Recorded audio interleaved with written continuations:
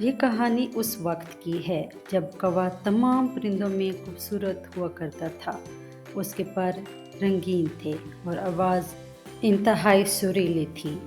پھر یوں ہوا کہ برف باری ہوئی اور برف باری اس قدر ہوئی کہ تمام جانور پریشان ہو گئے، کیونکہ چھوٹے جانور اس میں کے دبتے جا رہے تھے۔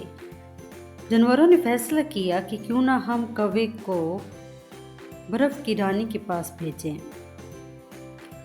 کیونکہ کوا اس وقت انتہائی خوبصورت پرندہ تھا اور اس کی آواز بھی سریلی تھی۔ تمام جانوروں نے اس بات کے ساتھ اتفاق کیا کیونکہ برف بہت زیادہ ہو رہی تھی۔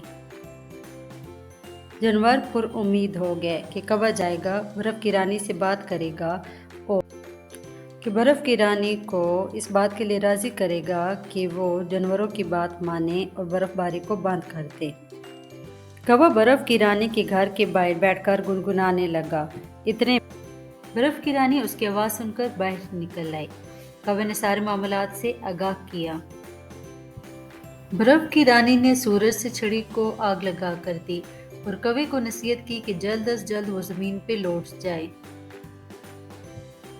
لیکن جیسے ہی کوا سورج کے سامنے سے گزر رہا تھا، اس کے خوبصورت پر جل گئے۔ چھڑی لے کر لوٹ رہا تھا تو سورج کی تپش کی وجہ سے اس کے پر جل گئے اور چاند کے پاس سے گزرنے کے باعث دھواں اس کی حلق میں چلا گیا اور اس کی انتہائی سریلی آواز بدصورت آواز میں تبدیل ہو گئی۔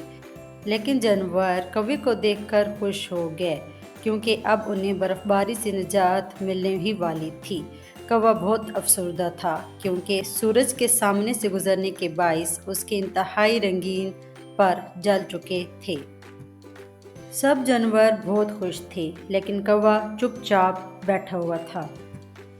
برف کی پری نے کوے کو انتہائی آرام سے سمجھایا کہ تمہارے پر جلنے کی وجہ سے اب کوئی شکاری تمہارا شکار نہیں کرے گا، چونکہ اب تمہاری آواز اس قدر سریلی نہیں رہی، اس لیے کوئی تمہیں پنجرے میں بند نہیں کرے گا، اور جو تم نے جانوروں کے لیے اپنی عظیم قربانی دی ہے اس کو کوئی نہیں بھولے گا۔